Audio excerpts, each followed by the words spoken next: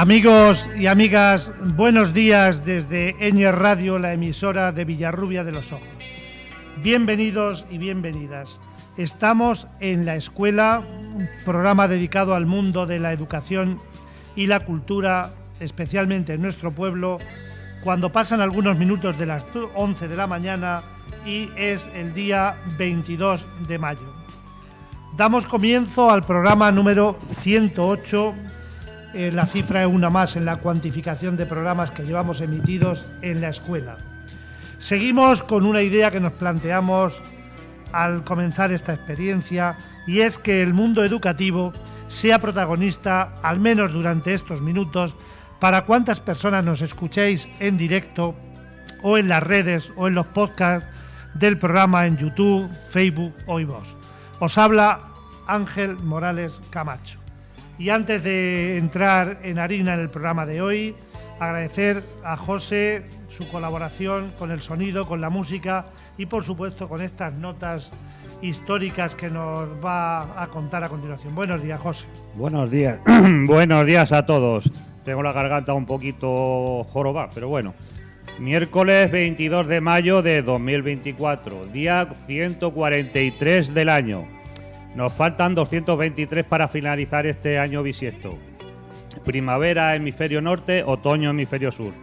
Es el Día Internacional de la Diversidad Biológica, Día Internacional del Síndrome 22q11 o Síndrome de Velo Cardiofacial. Es una enfermedad genética que afecta a uno de cada 4.000 bebés nacidos y genera problemas relacionados con el desarrollo embrionario. En días raros tenemos el Día Mundial del Pac-Man, que no sé si se acordarán de aquellos fantasmas comecocos, pues es el Día Mundial hoy. Y Día Mundial de Gótico o Mundo Gótico, no del gótico de la cultura, sino gótico de las personas góticas, o que le gusta el mundo gótico. Bueno, y en efemérides tenemos el 22 de mayo de 1906, los hermanos Wright patentan su aeroplano.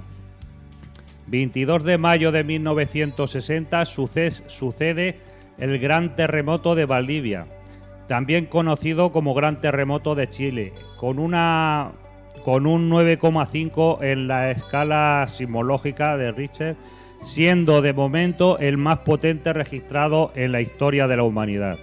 Un 22 de mayo de 2004 se celebra la boda real de Felipe de Borbón y Grecia con doña Leticia Ortiz Rocasolano, actuales reyes de España. Y un 22 de mayo de 2017, al terminar un concierto de Ariana Grande, se produce un atentado en Manchester, Reino Unido, reivindicado por el Estado Islámico, causando 22 muertos y 59 heridos. Muchas gracias, José, por estas pinceladas históricas que nos das. También queremos recordar que hoy es Santa Rita, la patrona de los funcionarios y funcionarias de la administración local. Felicidades a todas las personas que hoy celebran esa fiesta. Y bueno, también como hace 20 años fue la boda real, la última boda real que hemos tenido, tiene un poco que ver con lo que vamos a comentar a lo largo del programa, que va a ser una lección de historia. Agradecer también la tarea de difusión que hacen en las redes sociales Antonio y Paulino. Sin duda, hablar de educación es hablar de un tema que ocupa muchas páginas, que ocupa muchos micrófonos y que preocupa a cuantas personas formamos parte de esta sociedad, puesto que en función de cómo se desarrolle la labor educativa, eso va a condicionar la vida presente y la vida futura de nuestro entorno. Quizás no sea, es por eso por lo que, por ejemplo, en España, cada vez que se cambia de gobierno, se intenta cambiar de ley educativa para para no sé qué, porque realmente prácticamente ninguna ley se llega a concluir, con lo cual nadie sabe cuál hubiera sido el fruto de tanto tiempo legislando, pero bueno, los que estamos más a pie es algo que nos desborda. Hoy vamos a llevar a cabo, dentro de la educación, he titulado Lección de Historia, y para ello nos acompaña una persona que es profesor en la Escuela de Adultos de nuestro pueblo, también en el Centro de Daimiel, buen conocedor de temas históricos y que nos va a ayudar a comprender mejor conceptos sobre formas de gobernar, sobre formas de dirigir los pueblos. Nos referimos a Gabriel Negrete García Pardo. Buenos días, Gabriel. Muy buenos días, Ángel. Bueno, pues Gabriel, lo primero, yo he hecho una breve presentación tuya. Sitúanos en ti, preséntate, para que hay muchas personas que ya llevan bastantes años aquí impartiendo tu docencia y me consta que además estás dejando buena huella, ¿no?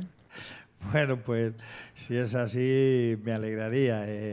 Mi pretensión no es otra que de acercar un poco la historia, las humanidades, la filosofía a la gente, ¿no? Y la necesidad de que vayamos conociendo esos contenidos, esas disciplinas del conocimiento. Sí, llevo en Villarrubia 14 años viniendo en adultos con algún interregno, por llamarlo así.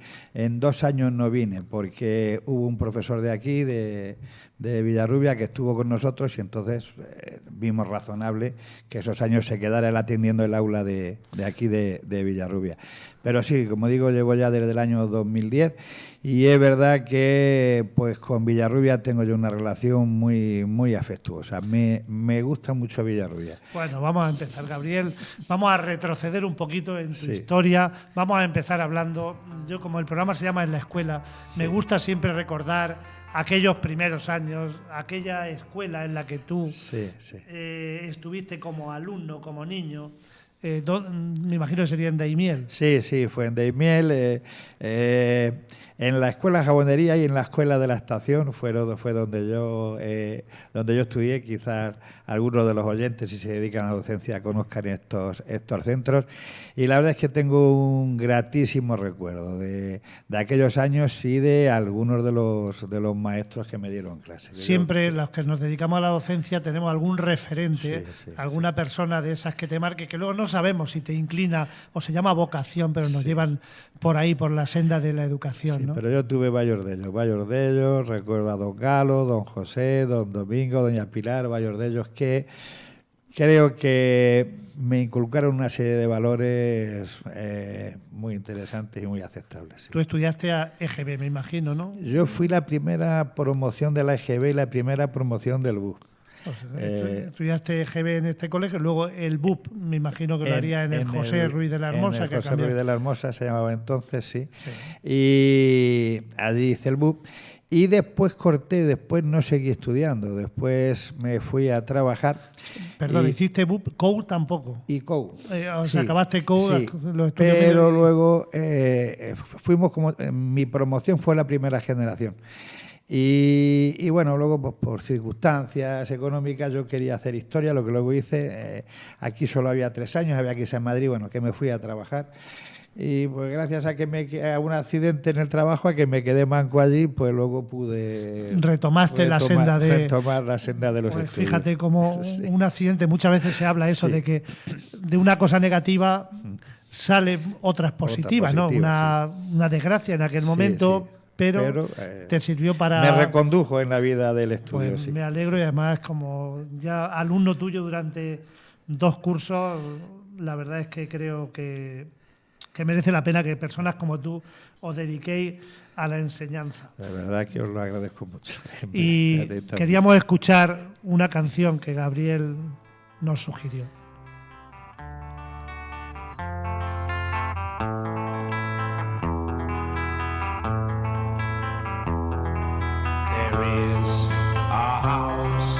In New Orleans, they call the rising sun, and it's been the ruin of many a poor boy. And God, I know I'm one.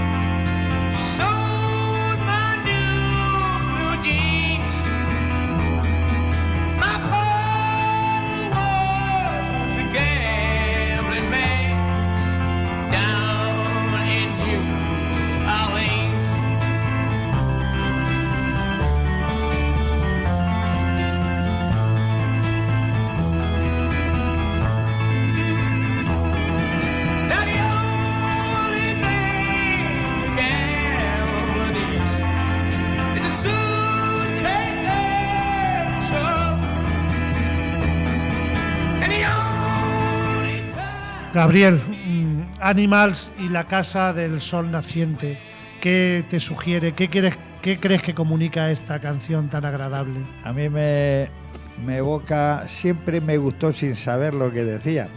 Cuando me enteré a lo que hacía alusión, todavía más. La Casa del Sol Naciente hace alusión a un burdel, a gente marginal de Nueva Orleans, y Animal lo que pretende es ponerle voz, como siempre, a estas gentes marginadas, a estas gentes a los perdedores de la historia, que para mí siempre tengo vocación de estar preocupado por los perdedores, que esos de los que casi no se escribe la historia, no gracias a algunos músicos, algunos poetas, algunos escritores, siguen vivos y es verdad que nos olvidamos muchas veces y nos seguimos olvidando. Decimos lo que se llaman los pobres, parece que no. Bueno, decíamos antes de la música que un accidente laboral te hizo dejar el mundo, mal dicho, laboral, y seguiste en el mundo de los estudios. Ya estudiaste por fin historia. Lo que pasa es que yo creo que cuando uno tiene un lapsus sin estudiar, luego se coge con más ganas. Sí, con más ganas, con más ímpetu. Yo la historia siempre me había gustado, siempre había sentido curiosidad por la historia. La verdad es que me gustó todo. Estudiando me gustaba todo, pero particularmente la historia. Y luego, bueno, pues cuando hice la carrera de Geografía e Historia, pues fui dándome cuenta cada vez más, según me iba adentrando en ella, que efectivamente respondía a las expectativas que yo me había marcado. No quiero yo barrer para casa, pero creo que la historia es la madre de todas las disciplinas del saber. Perdona, pero era Geografía e Historia la carrera, sí, ¿no? La carrera, hasta tercero dimos muchísima geografía y muchísima historia, dábamos también literatura, dábamos filosofía, historia de la literatura, de la filosofía, y luego ya en cuarto cogía la especialidad. ¿Te especializabas en Historia de España? ¿Tú te especializaste en Historia de España? ¿Todo lo estudiaste ya en Madrid o estudiaste en Ciudad Real, la primera parte? Yo hice la carrera ya trabajando porque cuando tuve el accidente estuve ahí 1 año y medio, que empecé a estudiar en el Colegio Universitario de Ciudad Real, pero me salió trabajo y me fui al Almadén, y entonces lo dejé. Y luego cambié el expediente a la UNED, empecé en Valdepeñas. En Valdepeñas. Empecé en el Colegio Universitario de Ciudad Real, pero rematé la carrera o sea, que hiciste a través de la UNED, que lo que se llama estudios la licenciatura fue en la UNED, sí. Sí, que parece, igual que antes hablábamos de que en la historia casi se margina a los pobres, la Universidad a Distancia también ha sido los que yo hice psicología también ahí, y parece ser que como una titulación de segunda, ¿no? De segunda, yo luego que estudié, después se hice filosofía, muchos años después, también en la UNED, y es verdad que para mí la UNED es de un darwinismo despiadado. Empieza mucha gente, pero muy pocos son los que llegan, ¿no? Los que luego rematen, los que luego acaban. Yo también la filosofía la empecé a estudiar en la Universidad Autónoma de Madrid, porque, bueno, una hija mía tristemente fallecida hizo la carrera de filosofía allí y yo la empecé con ella. Me pasó lo mismo que con la historia. La empecé en la Universidad Autónoma de Madrid, y tengo que decir que a mí me fue mucho más fácil aprobar las asignaturas en la Autónoma de Madrid que en la UNED. Sí, porque claro... porque luego también, después que mi hija acabó, lógicamente, antes que yo, y a mí me quedaron, y entonces me volví a cambiar el expediente a la UNED. Ha sido un transeúnte de los estudios, ¿no? Y la verdad es que también hice también la carrera de filosofía, la acabé en la UNED. Bueno, pues ese mensaje a las personas que nos escucháis, quiero que toméis nota de lo que supone la formación permanente, no ya en el mundo de los estudios, sino lo que aporta la formación permanente a una persona, ¿no? Ajá, o sea, porque veo que estudiar filosofía ya no era una necesidad para ti, ya podías haber trabajado ahí, y sin embargo, bueno, además del vínculo con tu hija, por supuesto, sabemos que eres una persona muy interesada en el tema de la filosofía, porque si la historia es la madre de casi todo, la filosofía es quizás el alma, esa que ahora se está despreciando, por cierto, en el sistema educativo, ¿no? Hay mucha polémica con el tema de la filosofía. filosofía. tema de la filosofía, a ver, pues también lamentablemente es una disciplina que se tendría que retomar con muchísimo vigor. Es una materia que nos sacaría de la mediocridad en la que nos instalamos incluso en el sistema educativo. Sí, la filosofía. Porque te haría seguro reflexionar sobre todo. Sobre todo, es no dar nada. Cuando hablamos del espíritu crítico o de la actitud crítica, que no criticona, no confundir aquí, eso, el interrogante continuo te lo da la filosofía. Sí. El no tener un escepticismo, si se quiere, como método de poner todo un poco en cuestión, eso te lo da la filosofía. Estás hablando de espíritu crítico o espíritu criticón, ¿no? Sí. A lo mejor lo que más se lleva es criticar sin basarse prácticamente en datos reales, cogiendo 4 anécdotas y ahí se hace una crítica fácil que se elevan a categoría y ya está. Y ahí lo damos. Tenemos, sí. Bueno, entonces acabaste y dejaste el mundo laboral físico. Sí. ¿Cómo fue dedicarte al mundo laboral en otras tareas? ¿Empezaste en la enseñanza? No, yo empecé a trabajar de ordenanza, de conserje. Ahí acabé ya, la historia la acabé siendo conserje. Y bueno, pues un buen amigo, un compañero de viaje, yo trabajaba en Ciudad Real y íbamos con el coche y me dijo, voy a hacer las oposiciones para historia de Joroba. Digo, para mí eso sería un sueño. Y dice, oye, pues se puede hacer. Bueno, pues este chico que ese año aprobaba las oposiciones me dejó todo, le debo mucho a él, me dejó todos sus apuntes, todo el temario, que entonces era... Y me presenté y a la siguiente aprobé yo.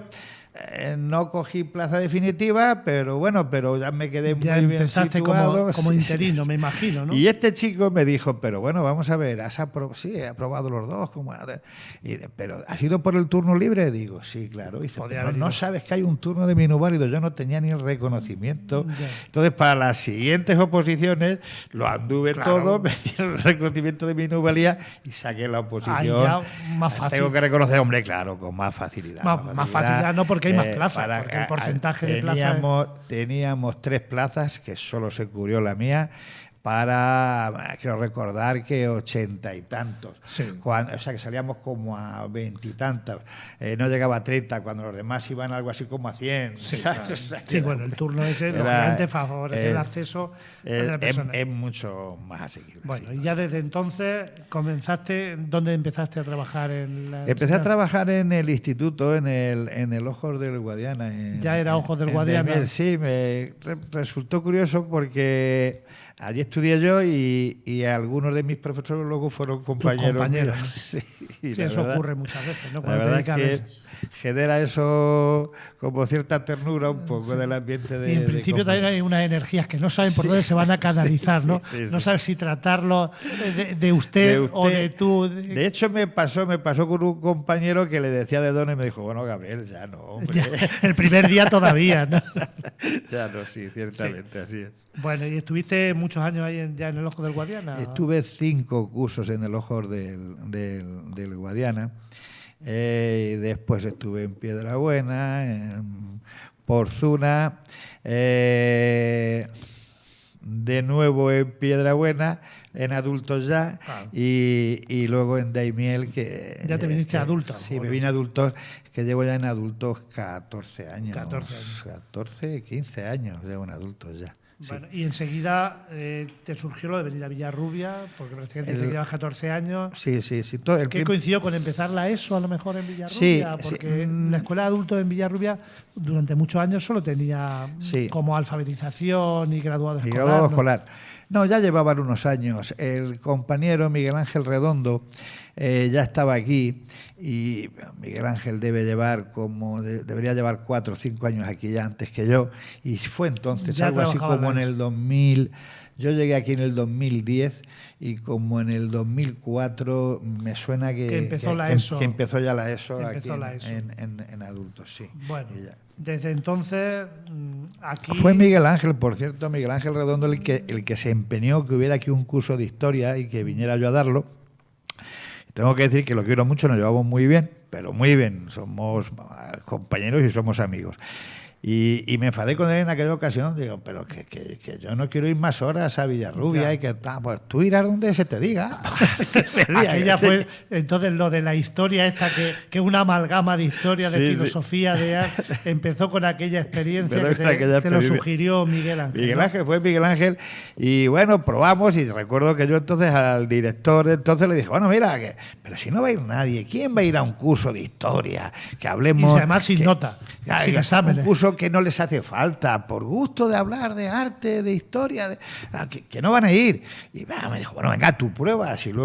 Y bueno, pues la verdad es que probé y el curso desde el principio tuvo buena aceptación y ahí seguimos. Y ahí seguimos. Y hay que decir que hemos empezado ya con el tema excursiones, que era algo que estaba ahí, una asignatura pendiente de la historia. Sí, era ciertamente. Sí. Bueno, pues nada.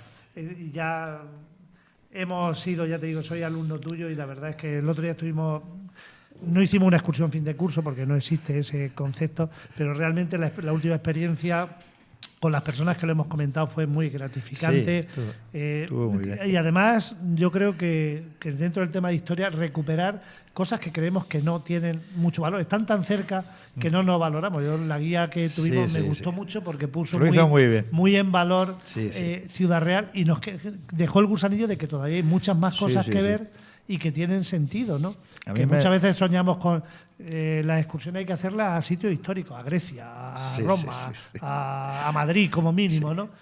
Y resulta que... Se nos puede pasar la vida sin ver algo que tenemos a 40 kilómetros o a 20 o a menos, nuestro ¿no? alrededor, Entonces, como el otro día ocurrió. Sí, fue una experiencia muy interesante. Bueno, pues ahora vamos a entrar en otro tema. Con Gabriel me interesa mucho que hablemos sobre la forma de gobernar, o lo que es lo mismo. Las sociedades prácticamente desde el principio, desde que existen las personas, consideraron que había que organizarse de alguna manera y dentro de eso alguien debía tener el poder. Te voy a plantear un interrogante. ¿Es necesario, Gabriel, crees que es necesario que unas personas ejerzan el poder sobre los demás? Sé que es una pregunta muy filosófica, pero las sociedades se han organizado siempre así. Llámalo jefe, llámalo patriarca, llámalo como sea. Tendríamos que distinguir aquí entre dos conceptos clásicos, entre la autoritas y la potestad, entre el poder y la autoridad. Es inevitable que cuando una sociedad se va haciendo más compleja, todavía... A ver, el invento empieza en el Neolítico. La gente del Paleolítico no tenían apenas necesidad organizativa. No obstante, siempre había un líder en el grupo. Sí.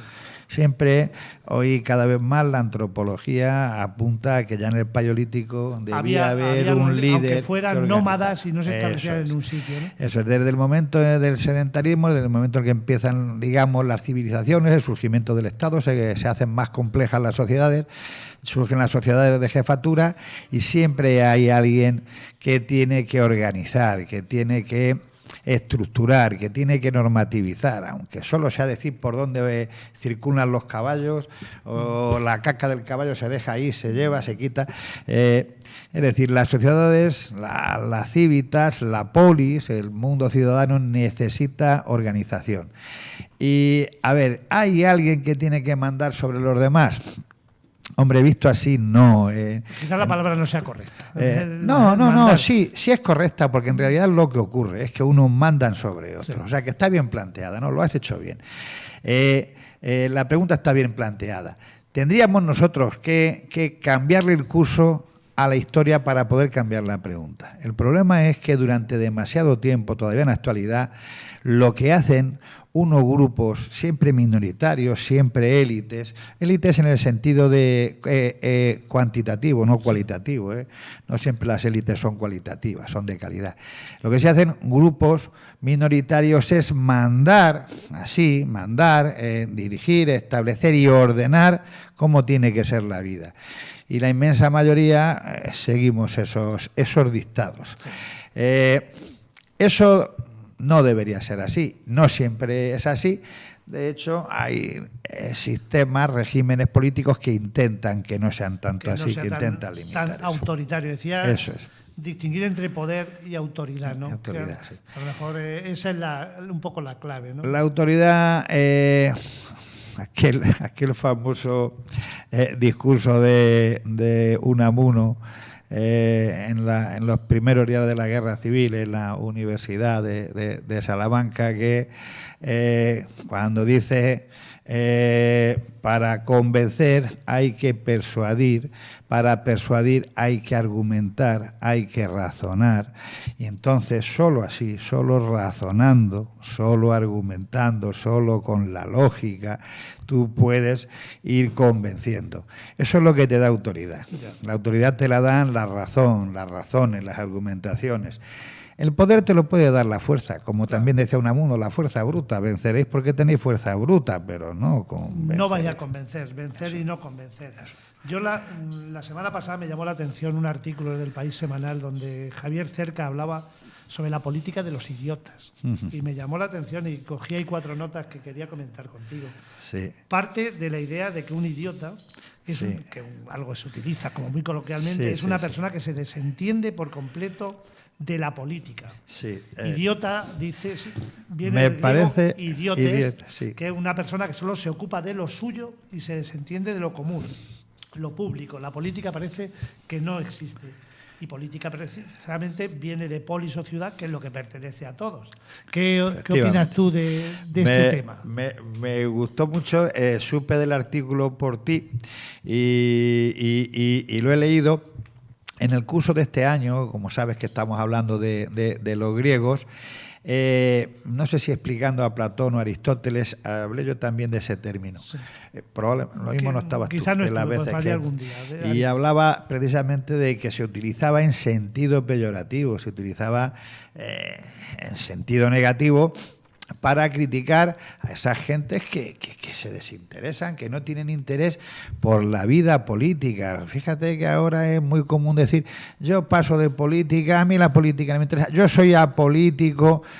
Bueno, ya, pero entonces te da igual que la sanidad, que la educación sea de una manera, sea de otra, las pensiones... las carreteras, los impuestos. Porque luego no es verdad, porque luego llegan las elecciones municipales y aquí la gente viene a votar y votan a Miguel Ángel, o votan a Encarni, o votan a otras personas que... Bueno, los menciono a los dos porque los conozco, ¿no? Que se presenten, son los dos que te ha tocado. que yo he conocido aquí, ¿no?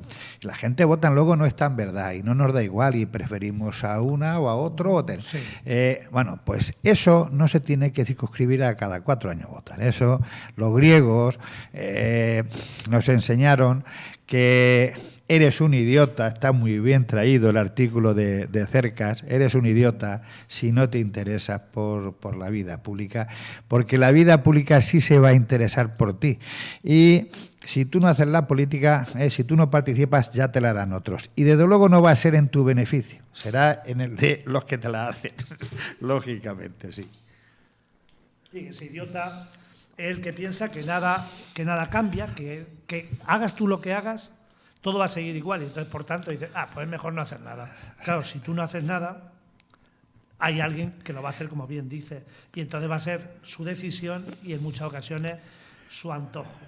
Por tanto, desde aquí yo diría, no dejemos que nos hagan política, pues la democracia nos da la oportunidad de participar y decidir quiénes nos gobiernan a nivel local, a nivel provincial, a nivel regional, nacional o europeo.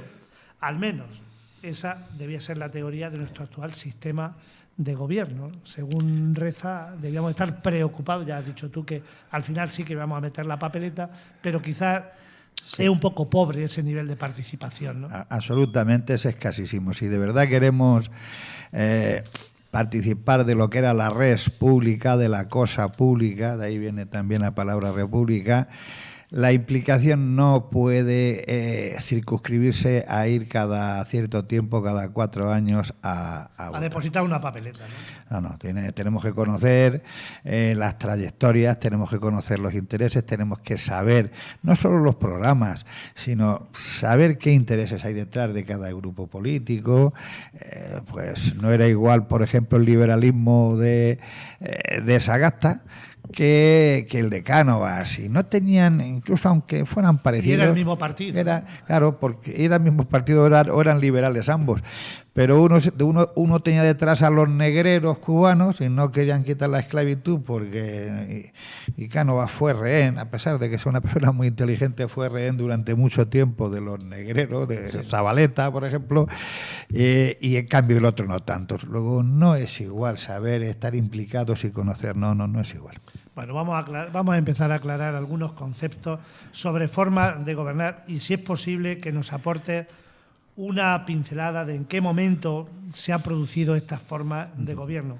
Como profesor de historia de adultos y en Villarrubia vamos a comenzar diferenciando o definiendo formas de gobierno, que algunas, lógicamente, se conocen, pero bueno, por ejemplo, la monarquía. ¿La monarquía en qué consiste? La monarquía, etimológicamente quiere decir el gobierno de uno. Mono es que uno solo gobierna. Y ese que gobierna se le llamó rey. Por ejemplo, en Esparta hubo una diarquía, porque eran dos los reyes que había. Me resultó curioso eso de la diarquía espartana, ¿no?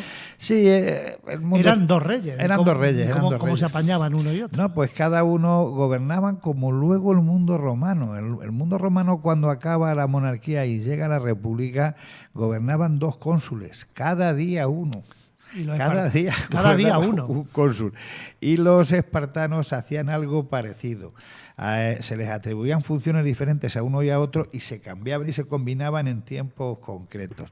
Era como que hubiera un contrapoder. Siempre ha estado esa historia. La monarquía es el gobierno de una persona y la monarquía, durante la mayor parte de su historia, se explica como un gobierno autoritario, si se quiere, totalitario, absolutista. ¿no? Sí, pues se distingue luego entre monarquía absolutista y monarquía parlamentaria. Bueno, eso es muy tardío en la historia. Si nos tenemos que remontar al mundo sumerio, al mundo de los faraones o a las monarquías en las poligriegas o en el mundo romano o en la Edad Media, todas esas monarquías, es verdad que siempre han tenido contrapoderes, gentes que se les han opuesto, pero han tenido vocación, y de hecho ha funcionado así, como poderes autoritarios, cuando no centrado en una persona.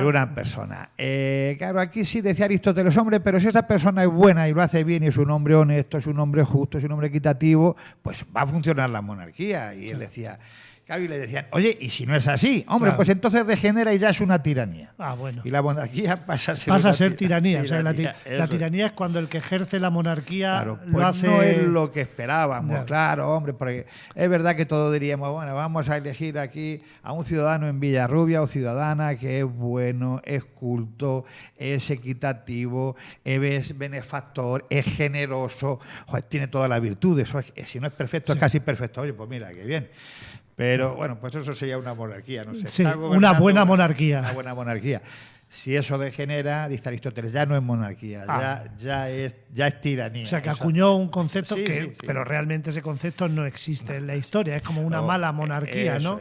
Es una mala monarquía, y los ejemplos de la monarquía en muchísimos momentos de la historia han sido más negativos que positivos en la inmensa mayoría de los casos. Se ha hablado de mucho de tiranos. Y el término imperio. Imperio creo que es quizás hasta anterior a la monarquía. Sí, ser, a ver, ¿no? Sí, porque fíjate que ya los reyes romanos en Roma ya decían que se revestían de imperium. El imperium era como una mezcla de la potestas y la autoridad, una mezcla del poder y de la autoridad. Yo me invisto de imperium porque resulta que tengo esas cualidades. Tengo la cualidad de ser un hombre que tengo autoridad, y además tengo razones, tengo sabiduría, tengo conocimiento, y además tengo poder. Tengo poder militar y tengo poder económico, por tanto, soy la persona que tiene el óptimo para gobernar. Luego se le daría el nombre de imperio, ya más propiamente, a alguien que tenía tanto poder que ejercía la monarquía o ejercía el poder sobre diversos territorios. Aunque ese es su origen, realmente el imperio, pues Carlos V es emperador porque es rey de España o de las Españas y es de Alemania y es de Austria y es gran duque de Borgoña y señor de Flandes, y como tiene muchos territorios, bueno, pues este es un emperador. Entonces el término imperio y emperador hace alusión a que haya una gran diversidad y cantidad de territorios. ¿Cómo se puede distinguir entre emperador y faraón, por ejemplo? El faraón es anterior. No, son términos, un símil. Son términos similares e incluso absolutamente sinónimos. El faraón es un emperador. Por eso digo, se llama zar. O el zar posteriormente, ¿no? Bien, y son terminologías similares y luego la república. El gobierno, no digo que es la antítesis de la monarquía, pero bueno, se está planteando, muchas veces se ve que hay países que son monarquías y hay países que son repúblicas. ¿Cuándo empieza la república, Gabriel? ¿Y qué es? Yo sí diría que es una antítesis de la monarquía. Otra cosa es que la evolución de ciertas monarquías hayan podido recoger o aplicar principios republicanos, como por ejemplo nuestra monarquía ahora. A ver, la república, en el mundo griego, la mayoría de las polis van a tener un poder republicano. De lo que hoy llamaríamos república, aunque ellos no se llamen así, que sí hablaban de la res, de la cosa pública, quién maneja la cosa pública. De hecho, la democracia ateniense y todas las demás democracias que casi al calor de Atenas se experimentaron en el mundo antiguo, ejercen gobiernos republicanos. Un gobierno republicano conlleva ya en sí en su origen, otra cosa es luego en lo que ¿Cómo deriva. se ejerce? Conlleva ya un control del poder muy importante. O sea, Gabriel, podríamos decir que democracia y república están muy ligados en principio. En origen. En el origen. Otra cosa es luego la deriva histórica. Sí, pero en origen están muy emparentados. Una república tiene que estar sometida. Fijaos, la República Romana, en el año 509, Roma acaba con su monarquía e instaura una república. Bueno, esa forma republicana se encarga muchísimo de que haya contrapoderes. Nombramos 2 cónsules, que son 2 presidentes, para que no haya uno solo, para que una sola persona no pueda ejercer mucho poder. Además de eso, tenemos un Senado, que es donde se van a elegir, que los va a fiscalizar. Tenemos pretores, cuestores, ediles. Nombramos, en muy poco tiempo se nombran tribunos del pueblo, tribunos de la plebe, tribunos de la gente baja, que pueden incluso cuestionar la labor. Sí, cuestionar, y no me sale la palabra. Legislar. Anular una decisión derogar del Senado, sí, pero tienen derecho a vetar. Derecho al veto. Sí. Tienen derecho a veto. Es decir, sin ser una democracia perfecta, sí, que no lo fue el mundo romano, pero apunta ya elementos jurídicos y políticos para limitar el poder de una sola persona, incluso de unos pocos. Ese es el empeño del derecho político romano, ese es el empeño de las democracias griegas, cuando tienen condenar al ostracismo. Este tiene mucho poder, incluso lo quiere la gente mucho. Ya lleva mucho tiempo, oye, pues lo proponemos para la ostraca, para la tablilla negra, y que se vaya 10 años de la ciudad, que ya está mandando demasiado, ya tiene demasiada relevancia. Sí, o sea que eso es las bases de la democracia, como dice, yo creo que están en Grecia. Quizás luego lo que hicieron los romanos fue organizarlo un poco más, darle como más forma, sí, ¿no? Sí, fueron más útiles. Quizás porque tenían también como más territorio que gobernar, porque es que las polis griegas, en definitiva, como cada una funcionaba a su manera, quizás no necesitaran de tantas cribas como. Claro, como ellos Roma. podían hacerlo. Para el mundo griego, para las polis griegas era más fácil ejercer una democracia. Fijaos, no representativa, sino asamblearia. Eso es lo que digo. Que van los 12.000 ciudadanos, los 16.000 16.000 ciudadanos se juntan en la Acrópolis de Atenas y levantan, echan y votan y deciden políticas. Esa es la democracia pura. Esa es la democracia más pura, claro, lógicamente. Derivamos en las democracias representativas, no puede ser de otra manera también, ¿no? De cierta manera, con el crecimiento de la población. Sí, pero que bueno, la raíz fue Grecia con la democracia. Y aquí sí que podemos decir que democracia tiene la parte opuesta en dictadura, ¿no? Sí. Democracia y dictadura sí que se llevan mal, ¿no?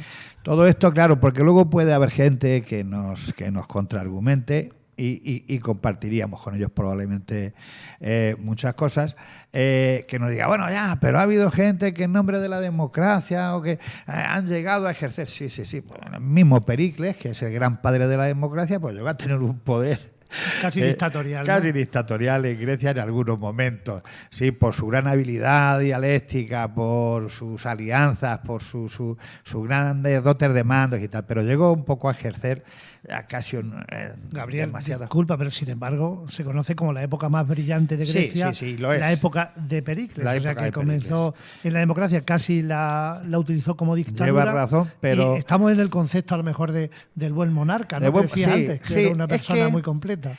A ver, Pericles luego, bueno, daría para mucho, daría para un programa eso hablar de Pericles. Otro día hablamos de Pericles. Pero ciertamente... Con Pericles la democracia, de hecho, le da nombre al siglo. El siglo V antes de Cristo se conoce como el siglo de Pericles, porque es verdad que es el siglo más esplendoroso desde el punto de vista económico, artístico, de pensamiento, incluso militar. Se ha derrotado a los persas en las guerras médicas y desde luego es el apogeo de la democracia.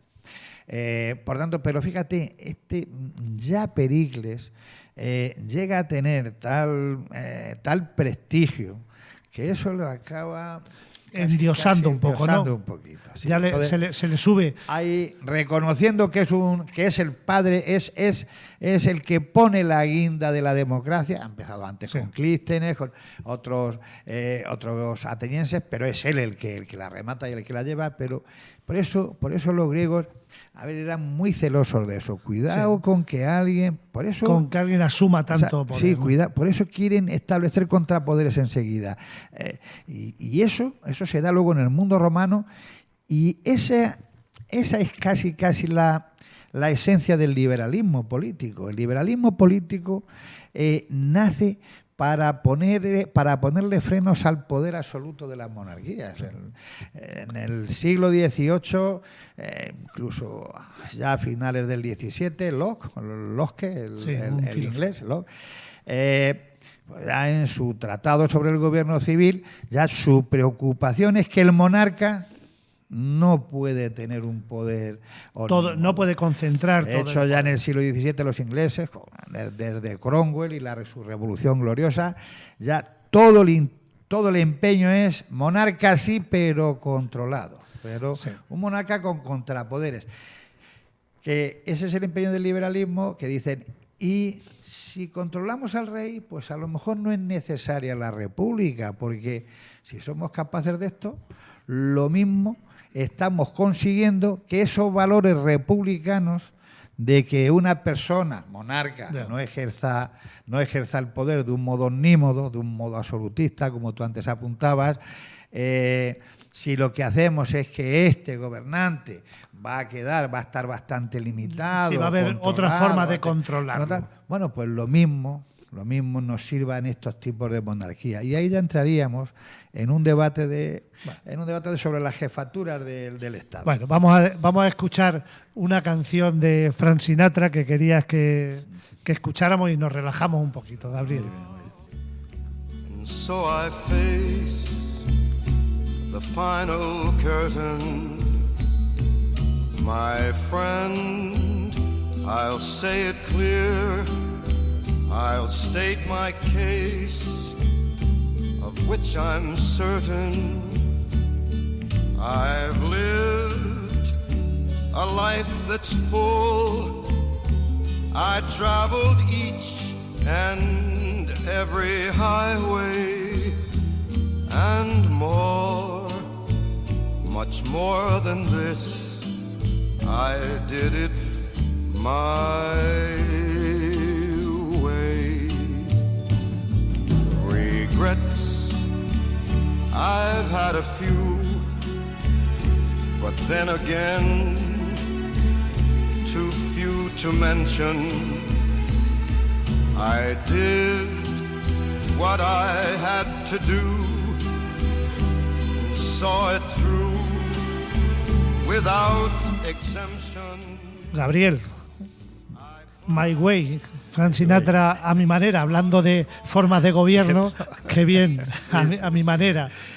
Claro, porque es casi un canto la canción a que bueno, uno tiene derecho a equivocarse. A los liberales imagino que al liberalismo político le podrán compartir esta canción.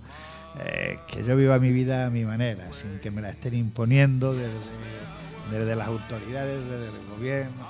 No, que pueda yo ni que...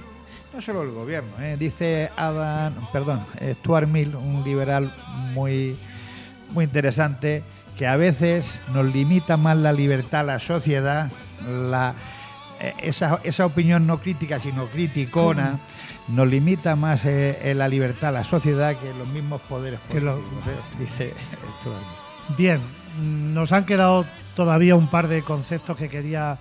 La oligarquía. En algún momento se ha hablado de oligarquía a lo largo de la historia. Y de hecho yo diría que casi todos casi toda la geografía planetaria el poder lo ejercen más bien oligarquías.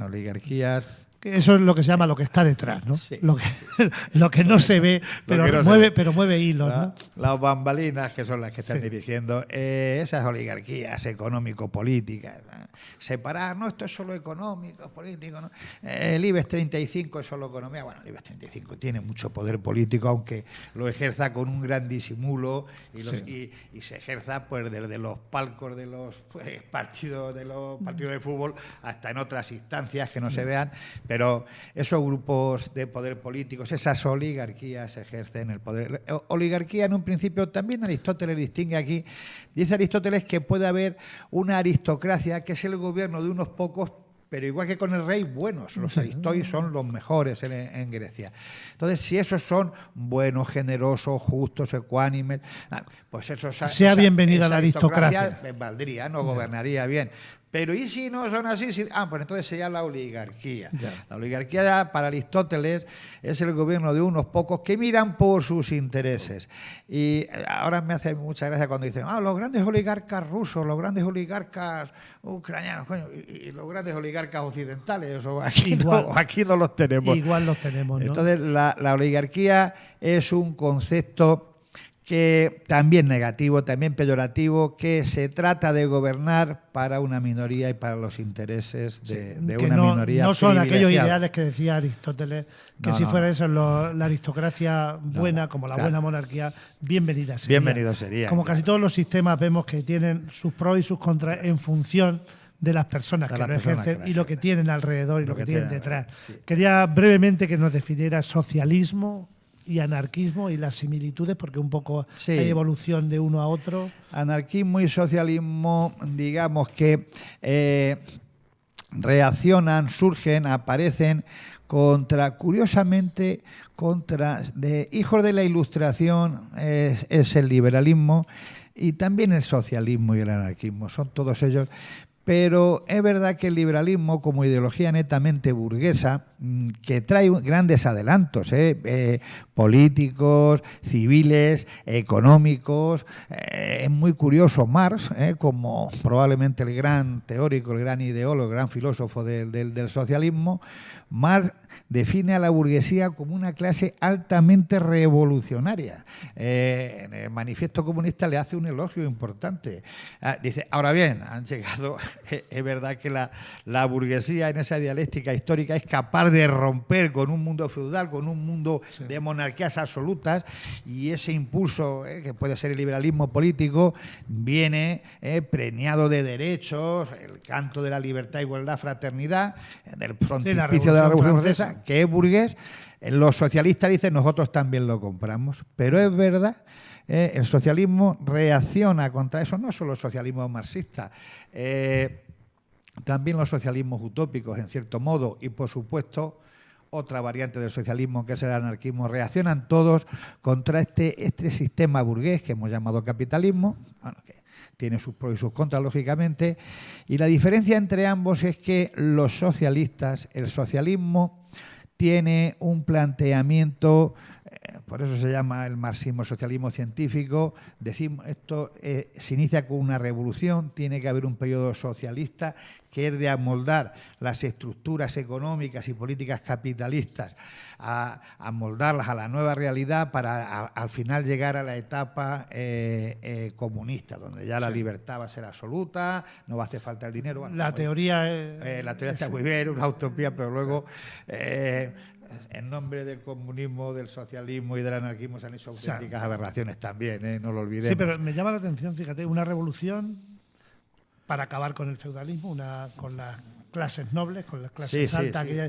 Y luego la historia dice que esa revolución, los burgueses también un poco pasan a ser clases altas y es necesario que vengan otros para que intenten Estás explicando la dialéctica de Hegel que luego tomaría Marx, el materialismo dialéctico, luego dirá Marx, la historia se mueve así, ya lo dijo antes Hegel, se mueve así, hay un poder, contra ese reaccionan otros y de esa lucha se llama tesis a lo que existe, antítesis a lo que combate contra ello y a lo que surge de esa superación se le llama síntesis. Y esa síntesis es una nueva realidad, se acaba convirtiendo en tesis, que tendrá otra antítesis. Entonces, así va funcionando la historia, ¿no? Y eso lo dicen los marxistas y los socialistas prácticamente hasta no hace tanto ha sido el modelo de ver la historia. Todavía hoy la historia se ve mucho así, no se puede ver casi de otra manera.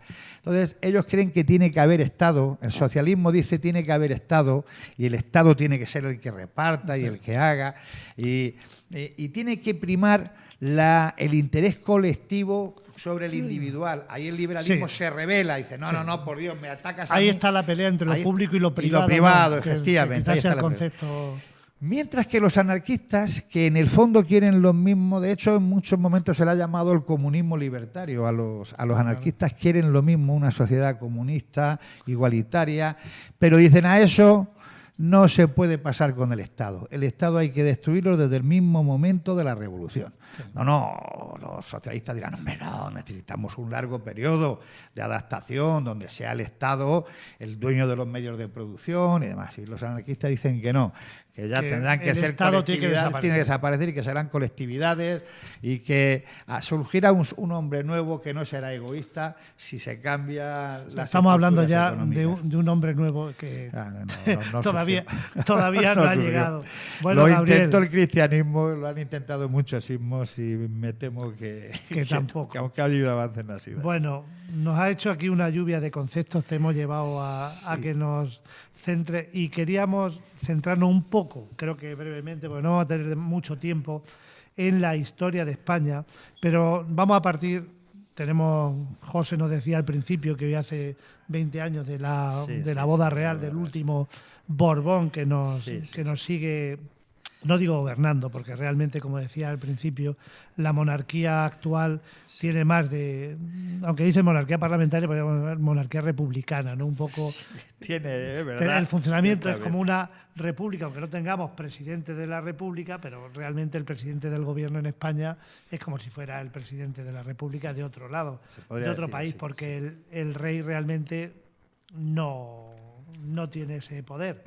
Tiene una función meramente representativa, simbólica, si se quiere. Bueno, habla de la Constitución, de arbitraje, moderación, de las instituciones, que sería un poco, habría que definir un poco eso, pero sería lo que le daría quizá algo de potestas, algo de poder. Algo de esencia que tuviera, ¿no? Porque si no, se queda en algo pero en realidad no. Yo, en concreto, Felipe VI me cae bien. Creo que es una persona preparada y creo que buena gente. Felipe VI, buena persona. Si echamos atrás la vista a los monarcas, Austrias o Borbones, yo creo que sale bastante bien parado en la historia, porque hemos tenido... A eso queríamos. Yo te quería centrar en la historia partiendo de cuando llegan los Borbones. Los Borbones llegan a España después de la Guerra de Sucesión Española. Muere Carlos II en noviembre concretamente de 1700. Fue el último rey de la Casa de Austria. no tiene heredero y deja... ¿Cómo llega al trono Felipe d'Anjou, que ya era nieto de Luis XIV, rey de Francia, y de María Teresa de Austria, que era hermana de Felipe IV, que había sido rey de España? Cuéntanos un poquito cómo se produce eso. Llega tras una guerra, esa guerra que dices tú, una guerra de sucesión, donde hay dos candidatos, muere sin descendencia, y dos candidatos europeos ejercen derechos al trono español. El trono español, España es todavía un país muy poderoso, un imperio colonial tremendo. Entonces van a ser los austriacos por un lado, la Casa de Habsburgo, no olvidemos que Carlos II es Austria, es Habsburgo, por tanto todos son su familia austriaca, dicen a nosotros nos corresponde. Pero entonces efectivamente Luis XIV, rey de Francia, dice no, más despacio, que Felipe, mi nieto, es nieto también de mi mujer es española y por tanto este es nieto, es sobrino del rey que ha muerto y nieto de Felipe IV. De Felipe IV. Así es que, a ver. Hay derechos, ¿no? Hay derechos aquí, dinásticos también por aquí. Eso conllevó una guerra en la que Inglaterra se puso del lado austriaco. Inglaterra temía mucho, ya está apuntando como... Ya tiene un imperio marítimo importante, solamente España le hacía sombra en ese momento, pero ya estamos en una España mucho más debilitada en este momento. ¿Y qué temía? Temía que Francia cogiera más temía poder. Que Borbones en España y en Francia, ya la Francia de Luis XIV tiene un poder tremendo en el continente, un poder militar y económico, y teme que la unión de esas dos coronas podría romper un poco el equilibrio que ellos querían establecer en Europa. Y entonces se puso del lado austriaco. Al final esa guerra acabó en tablas, agotó a los contendientes y todos quisieron coger prebendas a costa de la integridad territorial de España. Unos se quedaron con Gibraltar y Menorca, otros se quedaron con territorios en la zona de Flandes, en América, todos pillaron cacho. Se repartieron un poquito lo que había de España. Sí, se fueron repartiendo, digamos que parte del segundo plato y del postre de la monarquía hispánica. Los austriacos se quedaron con toda la influencia en Milán, en Italia, que tenían los españoles, es decir, los austriacos, y todo eso a costa de irnos minando a nosotros. Así empieza la decadencia, lo que se llama luego... Es verdad que el siglo XVIII fue un siglo de recuperación, no notable, pero de recuperación económica y política, y se recuperó cierto prestigio. Hubo, lógicamente, algunos reyes. Carlos III es el ejemplo de un rey que se supo rodear de gente muy competente, muy brillante. El mismo Fernando VI pues tuvo a Zenón de Somodevilla, al marqués de la Ensenada, que también el hombre hizo intentos, o Felipe V, que fue el primero, pues tuvo a gentes como Alberonia, Campillos, a Patiño, que fueron gentes que de verdad querían mirar por el progreso de España, y por eso fue un siglo de recuperación, más que por los monarcas, ¿eh? Sí. Felipe V, bueno, no quiero yo aquí despacharme. Bueno, vamos a dar algunas pinceladas. Gabriel, descansa un poquito y vamos a hablar un poquito de estos Borbones del siglo XVIII. O sea, después de Felipe d'Anjou se gobierna o se proclama monarca en nombre de Felipe V. Y ahí dice que algunas características, defínenos un poquito a Felipe V y a lo que hizo por España, los pros y los contras de Felipe V. Felipe V, él llega, una cosa que hace es ese famoso sus decretos de nueva planta. Él anuló, digamos, abolió todas las leyes e instituciones que tenía la antigua Corona de Aragón. La Corona de Aragón estaba formada por el Reino de Aragón, el Reino de Valencia, el Reino de Mallorca y Cataluña, los condados catalanes. Y todos ellos tenían sus instituciones. Eso venía de cuando los reyes católicos, con los Austrias, incluso y antes, incluso ellos mantenían instituciones, bueno, los diputados del General, la Generalitat, venían de tiempos incluso medievales. Que ellos reivindicaban como instituciones propias. El mismo Felipe II se le criticó mucho que entrara en Aragón y ajusticiara al Justicia Mayor de Aragón, a Juan de Lanuza, por el tema de Antonio Pérez. Bueno, se le acusó mucho a Felipe II que rompió la sagrada institución de la Corona de Aragón. Pero los Borbones llegan a España, Felipe V dice, pero bueno, o sea que si yo doy una orden en Madrid, no vale para Barcelona, ni para Zaragoza, ni para Valencia. Pero bueno, ¿y eso por qué?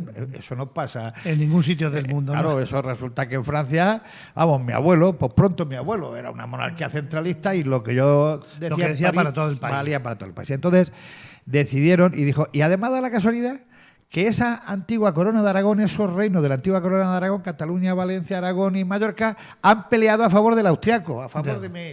Entonces, De mi rival, así que- anuló todo eso y dijo, unificó las leyes, dejando las cortes castellanas que se extendieran a todos los reinos. Si queréis participar, participáis en las Cortes castellanas. castellanas, que a partir de ahora son españolas. No dejó de ser un avance, ¿no? Porque intentó quitar de alguna manera privilegios, ¿no? Yo creo que eso dio un paso para hacernos nación. Estarán en contra los nacionalistas, pero yo creo que para homologar derechos a todos, eso fue un avance. Sí. Un avance.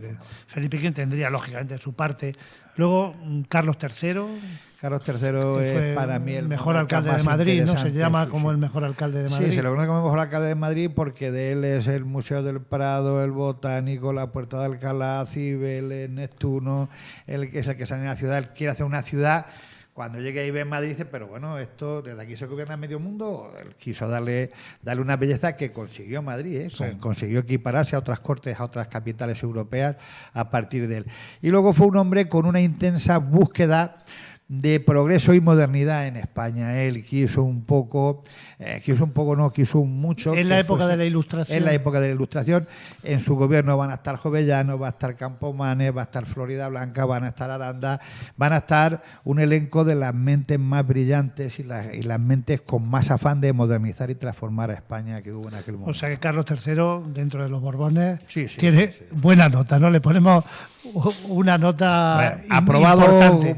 muy sobradamente. Más que aprobado. Sí, sí, sí. No pasó eso con Carlos IV. Carlos No, IV. Carlos IV fue una buena persona, pero... No sé si hablar de Carlos IV, de hablar de Godoy y de hablar de Napoleón es un poco ya Sería meternos en mucha harina. es mucha harina, pero bueno. Pero bueno, efectivamente Carlos IV es un hombre que muy pronto, fue un hombre bien intencionado, pero que las circunstancias históricas, la misma Revolución Francesa, él empieza a gobernar en 1788 y en 1789 En la estalla la Revolución. Revolución en Francia. Se entendió mal, porque aquí Carlos III había dado pasos en un sentido ilustrado, Sí. que era la senda que cogió Carlos IV. Pero enseguida se pensó que la Ilustración fue una causa de la revolución. Se Y entendió temía mal, que llegara la revolución y aquí. entonces, se pusieron frenos, el cinturón sanitario, que no sigan viniendo libros revolucionarios. Algo que hasta entonces había sido una constante de libertad en la España de Carlos III. Ahora eso cambia radicalmente. Llega una figura como Godoy, que a ver, tampoco es que fuera un personaje, este era un tonto oportunista No. que como se acostaba con la reina ejercía el poder. Bueno, tampoco era tan tonto Godoy y también hizo cosas No, que... tenía acierto. poder y lo ejerció. Y lo Y me ejerció, imagino y que lo ejerció. haría como Lo ejerció todos mucho cosas. para su antojo, pero también hizo algunas cosas con acierto. Sí, que bueno, como todos. Lo que pasa es que bueno, tiene una imagen más bien peyorativa porque es la idea que se ha transmitido en la historia. A lo mejor luego la parte positiva esa que tú dices La historia se tapa. siempre la cuentan los vencedores y luego ya es muy difícil de hacer una contrahistoria de eso. Luego ya ir añadiendo, ya tú te quedas con la idea de que Godoy fue un sinvergüenza y ya no hay otra cosa. Y bueno, pues es verdad que tuvo cosas muy censurables, pero tuvo otros aciertos importantes. Bien. Sí. Dices que es la Revolución Francesa, 1789, ahí pilla a caballo Carlos IV, los franceses, Napoleón y Fernando VII como un rey que la idea que ya se tiene de él es de que no fue precisamente el mejor rey. Ahí yo con muchos amigos, cuando hacíamos un ejercicio de cuál es el mejor rey y cuál es el peor, pues el mejor, uno decía Fernando el Católico, Isabel la Católica, Carlos V, el peor siempre salía Fernando VII. A mí eso Gana todas las quinielas. A veces he tenido empeño en defenderlo, es muy difícil. Es muy difícil difícil defenderlo. defender a Fernando VII porque fue un personaje pues de verdad con muchos más defectos que virtudes en su persona. Sí. Bueno, Gabriel, el tiempo se nos va. Yo quería llegar hasta el siglo XX. Nos hemos quedado en el siglo XVIII. Quizás quería llegar a la Primera República. Bueno, Isabel II, la regencia, ahí aparece, aunque ya lo has comentado, el tema moderados, progresistas, liberales, absolutistas. El mundo liberal se divide ya con Fernando VII, ya perseguidos se dividen, ya casi desde Cádiz. Mira, una cosa importante, cuando os guste podríamos hablar, es cuando España empieza a ser España con mayúsculas. Y uno de los momentos capitales para sentirnos unidos los españoles fue la guerra contra el francés, la guerra de la independencia, y fueron fundamentalmente las Cortes de Cádiz y la Constitución del 12. Ese es un momento en el que la unidad española, en el que casi todo el mundo más liberal, más reaccionario, la gente en España se siente mucho más nación. Hay que decir que cuando el 2 de mayo los franceses, Murat mete el ejército y empieza a matar madrileños, que se defendieron con coraje y vendieron cara a la piel, los catalanes, los valencianos, los andaluces empiezan a afilar las navajas para vengar a sus hermanos madrileños. O sea que podemos hablar de la idea de nación a partir de ahí. Hay muchos momentos, podríamos hablar de los Reyes Católicos, de los decretos de nueva planta de Felipe V, pero las Cortes de Cádiz, el liberalismo gaditano le da un impulso muy importante a la idea de España, tal y como hoy la conocemos. Los liberales en eso contribuyeron notablemente. Bueno, pues yo creo que lo vamos a dejar ahí porque luego después la guerra, el carlismo, el fichaje de un rey extranjero como Amadeo de Saboya, con un personaje tan importante como Prim, que además hay que decir que tuvo alguna relación con Villarrubia en algún momento, por ahí en uno de los episodios nacionales creo, aparece Prim y aparece Villarrubia. Hay un vacío de poder y creo que por eso llega una experiencia efímera a nivel republicano, que es donde quería yo llegar por lo menos. Solamente te digo esto, si puede ser, si me lo permiten, la Primera República fue una república sin republicanos, o con muy pocos republicanos. Bueno, no sería exagerado decir sin republicanos, con muy pocos republicanos. Y la Primera República desde el principio tuvo un empeño reformador en un sentido social, de atender a las clases más populares y más bajas, casi incluso por Castelar, que era el más conservador de los presidentes, desde luego por Pi Malgar, que es el más avanzado en ideas, aunque fue un hombre muy moderado como persona, Pi Malgar. Pero la Primera República, como luego la Segunda, tuvo enemigos poderosísimos. A mí, de verdad, me desagrada que digan, es que las dos experiencias republicanas que hemos tenido han acabado. Fíjate cómo han acabado. Oiga usted, ¿y cómo han acabado la inmensa mayoría de las monarquías? Arruinando la nación, metiéndonos en guerra, fratricidad. Cuidado. Pero las dos experiencias republicanas acaban mal, sin obviar los errores que tuvieron los republicanos, que los tuvieron muchos y importantes, tanto en la Primera como en la Segunda República. Hay que decir, la Primera República, desde sus inicios... Tuvo 11 meses. No llegó siquiera a 11 meses, una experiencia... Tuvo 4 presidentes. Porque es verdad que aquí lo que le ha pasado al pueblo, digamos, más humilde, que ha exigido reformas y ha sido capaz de estar décadas o siglos sin ellas y luego ha tenido prisa por... Claro, tremenda. Ya. Ese es el error fundamental. El cantonalismo fue una deriva ya, un paroxismo absurdo de querer, de un federalismo que se rompe. Pero, a ver, que no olvidemos que los negreros cubanos están dando dinero a los carlistas para que combatan a la República y están incluso pagando políticos en ese momento y pagando a republicanos. Y, bueno, la Segunda República... Lo vamos a dejar aquí. Me quedo, Gabriel, con la idea de cómo se forma España como nación. Has dado 3 pinceladas, los Reyes Católicos, Felipe V y las Cortes de Cádiz. Y ahí nos vamos a emplazar, yo creo, para otro programa, porque ya hemos hablado mucho, incluso para decir los pros y los contras de la monarquía y la república, porque ahora mismo yo creo que ya no tiene tiempo para tanto. Gabriel, muchas gracias por estar aquí. Ha sido un auténtico placer compartir estos minutos, acercando conceptos y periodos históricos a cuantas personas nos escuchan en la escuela. Hoy sí que nuestro programa se ha introducido de lleno en el aula y hemos intentado explicar y comprender términos históricos para ser más conscientes de lo que ha sido el pasado, lo que es el presente y lo que puede ser el futuro desde el prisma de las diferentes formas de gobierno y, como empezamos diciendo, no siendo idiotas. Pues me quedo con esa reflexión que has hecho al final, esa conclusión que es muy bonita y muy acertada. Y de verdad que muchas gracias a vosotros. Yo siempre digo que a mí por hablar de historia, de filosofía, hablar de estas cosas pagaría. Sí. Bueno, aquí no te vamos a pagar porque No, aquí... pero me invitáis y con tal? mucho agrado, pues yo de verdad que muy agradecido de poder venir. Muy bien. No olvidéis sugerir temas o preguntas relacionadas con la educación y la cultura llamando al 641-129-829 o dejando el mensaje. Una vez más, acabamos agradeciendo, José, tu labor en el sonido. Ángel. Bueno, gracias a ti, gracias a Gabriel. Y Gabriel, te invito a que si quieres tener un rinconcito de historia aquí en nuestra emisora, estás invitado cuando quieras venir y hacerte tu rincón. Muchas gracias. Estamos. Vamos hablando. Gracias, Antonio y ¿Qué? Paulino. Y recordad que si queremos una mejor convivencia y, por tanto, una sociedad mejor, debemos evitar circunstancias y formas de gobierno que perjudiquen a las personas.